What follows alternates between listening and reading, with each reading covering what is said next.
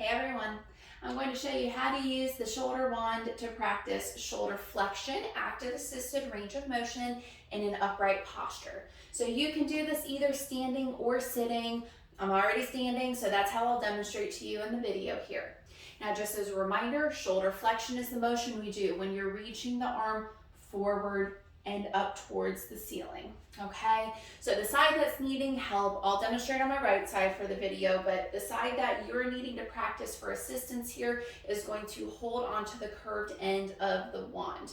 This side is either injured, it's a little tighter, or it's a little weaker than the opposite side, and it needs some assistance at the moment. All right, so you can hold the curved end with it pointing down or up.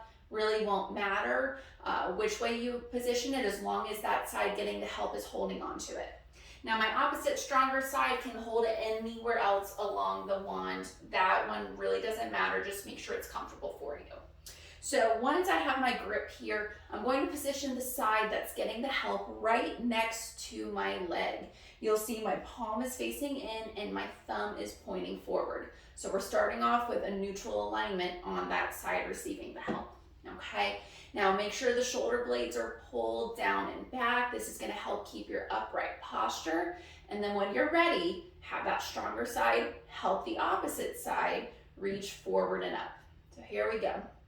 Don't feel like you have to force to your maximum end range from the get-go.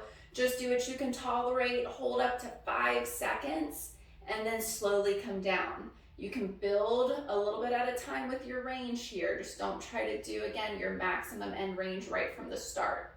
And the biggest thing with this too is please make sure you're not pushing into pain. It's okay if it's a little uncomfortable, but we really are trying to avoid promoting a painful range here. All right, you'll notice as you practice, your range can get a little higher. You won't need as much help as you did when you first started things. And you want to practice up to about 10 repetitions with this, and then take a break. Make sure to do at least one full set, but if you feel like you can do a second one, have at it, okay? So you'll see the angle of my stronger side is different than the one that's getting the help. Again, I'm really not going to be picky about what that stronger side is doing since it's just giving the assistance. I care more about the side that we're trying to rehab here, okay? So make sure again to practice this in an upright posture after you've already done it in a position where you're lying flat on the back.